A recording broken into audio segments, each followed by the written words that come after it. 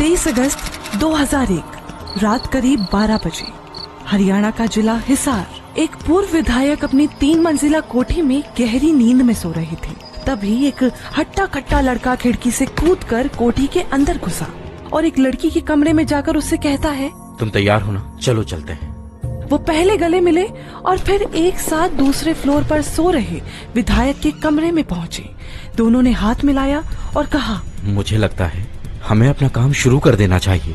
पहला वार, दूसरा वार और तीसरे वार पर विधायक के मुंह से सिर्फ एक टूटी सी आह निकली। दोनों ने एक बार फिर हाथ मिलाया और तीसरे फ्लोर की तरफ चल पड़े। यहाँ विधायक की पत्नी 1.25 महीने की मासूम बच्ची के साथ सो रही थी। लड़की ने विधायक की पत्नी के सिर पर भी तेजी से वार किया। बगल में अभी भी बच्ची सो रही थी। लड़की पहले हिचकिचाई, फिर बोली, अगर ये बच गई तो बड़ी होकर बदला लेगी, इसे क्यों छोड़ना, खत्म कर देते हैं। अगले ही पल बच्ची के सिर पर भी दोनों ने जोर से रॉड मार दी। दैनिक भास्कर की थ्रिलर सीरीज मृत्युदंड के दूसरे एपिसोड के पार्ट 1 में कहानी हिसार मर्डर केस की। 3 कत्ल करने के बाद दोनों वापस ग्राउंड फ्लोर पर आ गए। 2 घंटे साथ में मूवी देखने के बाद दोनों विधायक के बेटे सुनील के कमरे की ओर बढ़ने लगे। इस बार उनके हाथ में एक पिस्टल भी थी।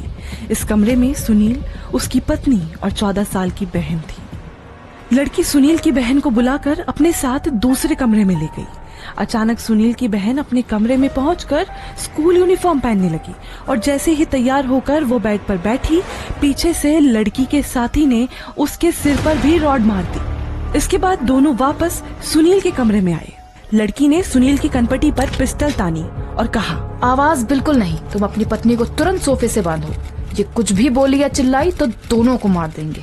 जैसे ही सुनील ने अपनी पत्नी को सोफे से बांधा, लड़की के साथी ने पीछे से सुनील के सिर पर रॉड से हमला कर दिया और फिर सुनील की पत्नी का भी यही हाल हुआ।